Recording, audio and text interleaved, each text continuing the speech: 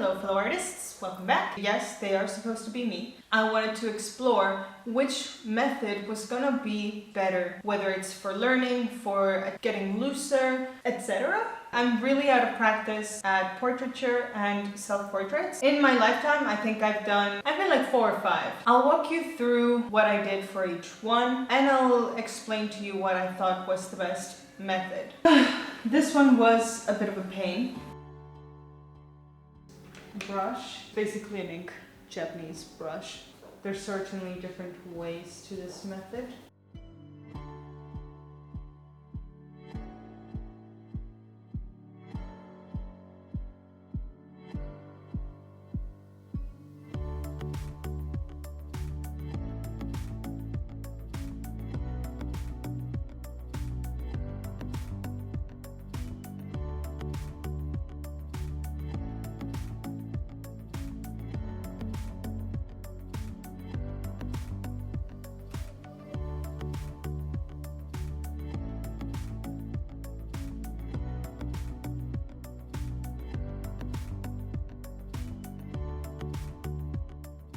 The composition got affected here because there was no regard for proportion or size to fit it well in the painting.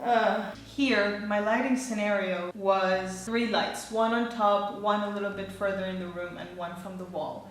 So I had all light sources coming from different directions and weird shadows happening around the center. At that point, I got a little bit overwhelmed about what was happening. My mind couldn't just decompress from all that. I ended up joining this side together, which is what I wanted to do. So I did that. On the chin, there was a little bit of a reflected light from the room. Once I tried to do that, it kept making my chin really strange. So I think I was having issues with the form at that point because I did not put the shadow where it needed to be to then be able to properly place the reflected light. So all of these things I have now, I'm marinating in all of these things so that I can keep these in mind for the next time that I decide to do portraits. So let's begin with the one that had an underpainting or undersketch. That's what I'm working with. People tend to use paint thinner. I'm going to just use oil with the transparent oxide brown. So we try to focus on the big shapes first. Basically, even if this might not be your method, the point is you're starting with the drawing versus one that you're not. Okay, so I'm looking 3/4 more or less, yeah? Chin. I'm really sorry that this is so messy. I'm pretty sure at one point I'm just gonna start doing more portraits, so this is a great way for me to expand my knowledge on portraits.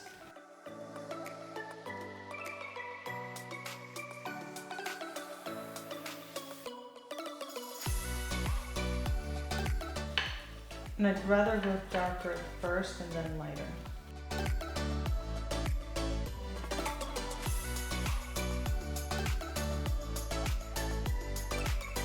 Okay, now for the hair. So we basically just start with an overall base. The hair is darker than the skin. If this happens to you, you can either scrape it off, which I might end up doing, or if you have time to just wait another day to wait for it to just dry to the touch, you can add a little bit more on top. And this is when you realize you're ugly. Stare too much at your own face. And you're like, yikes, who am I looking at? Damn, that's depressing. I'm gonna do background and then we'll go into detail.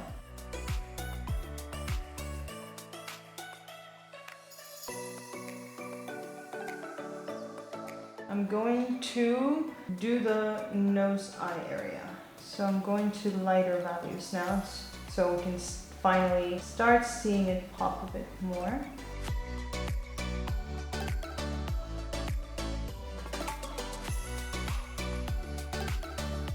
I'm gonna change brush. Fuck it. God damn it.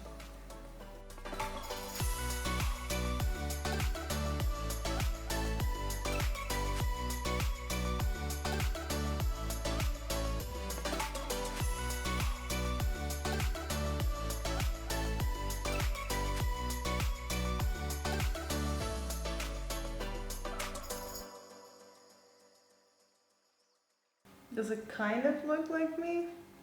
I guess it will come with practice. It's not the worst, it's not the best.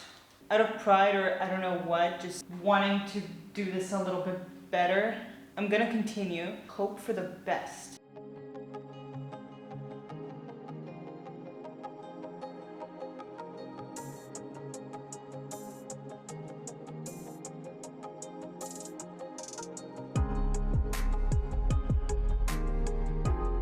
So the undersketch was basically a way to prepare the composition, proportions, and the size of the portrait in the canvas. Tends to be a way of practicing your drawing skills in painting. It allows you to improve your sense of space and thus the composition. By doing a undersketch, I noticed that I was able to focus on specific areas at a time while also going around the painting. That means I was not getting lost. I was getting frustrated but not lost. And the similarity or the similitude is sort of there but not really. The proportion of the eyes, I believe they're slightly too big, and the nose planes ended up getting a little bit wonky.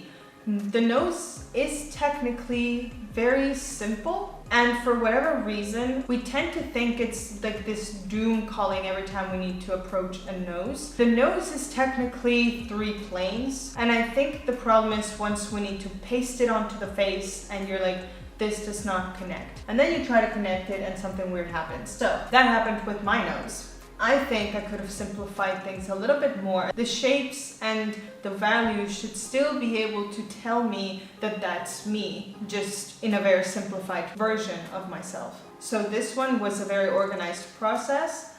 And the brushstrokes I tried to keep relatively loose, and I tried to follow the form. With portraiture, it's good to follow the direction of where things are going. It's like if you were trying to wrap a present. You won't scrunch it. You try to go with each plane. You wrap the first plane, then the other one. You fold them nicely. It's very similar with paint. So each brush stroke wraps around the face, wraps around each feature in the way that it should go. And that gives it another layer of realism and of volume. But I like how I was able to simplify the shadow below and the 2 planes right on top. Ear and hair for both of these. I just tried to say where the shadow was, where the light was, maybe an intermediate color and value, and I called it a day. My hair at the beginning was in front like this. And I decided to just tuck it behind my ear because I wanted to learn more about the planes. The ear on this one is hiding within the values. I think I could have gotten a little bit lighter on the hair or give it a nice couple of highlights on the ear so that it could stand out. I could have gone both ways. All of these stronger reds on the face, I think that gives it a little bit more life. This is where a lot of the blood vessels are going through, which is what kind of makes us blush. In contrast with the eyes, the skin is so thin, it shows the veins that go through right under the upper lid. It is slightly thicker than the bottom one too, so that could be something to consider. So I hope some of these observations can help you if you're someone who's not great at portraits. Keep practicing and try not to get as overwhelmed as I do, or as I did. Try to just focus on the shapes, the forms, the values, the big picture stuff, right? And from there, once you have it done, or once you get an idea of where you're going, you can start adding those secondary or tertiary lighting and changes of values. So that would be my advice, is take your time, don't stress. If it doesn't go correctly, try again, try a different method, see which one you prefer. And this way, you will also start acquiring your own style once you figure out the way that you like to do anything. I noticed one of my favorite areas, which is also one of my most hated features of myself, is this little area. I have a lot of fat here, but somehow that area with the lip crease or whatever that is called, that with the little fat portion here and the lighting on each side and around the lip, that's my favorite feature on the painting itself. I really like how I had done that area.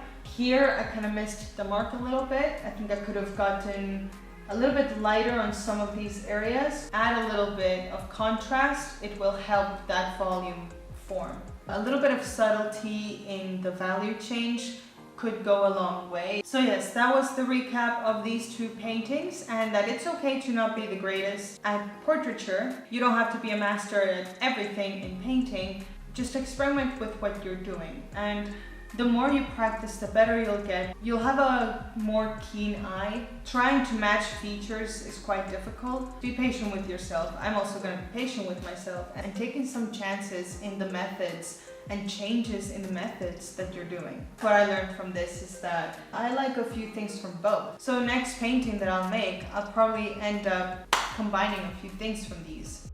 I'm gonna conclude. Having an undersketch is very helpful and will give you better results, especially in the long run. I believe it's more beneficial, I believe it's more helpful, and the no undersketch still needs a lot more practice for me to be able to draw any further conclusions other than I didn't like it. It was freeing, it was fun in its own way, but I prefer this. So there you have it. Thank you guys for sticking around until here if you have. Let me know down in the comments which method do you prefer to start your paintings. And I'll see you all in the next video. Happy painting!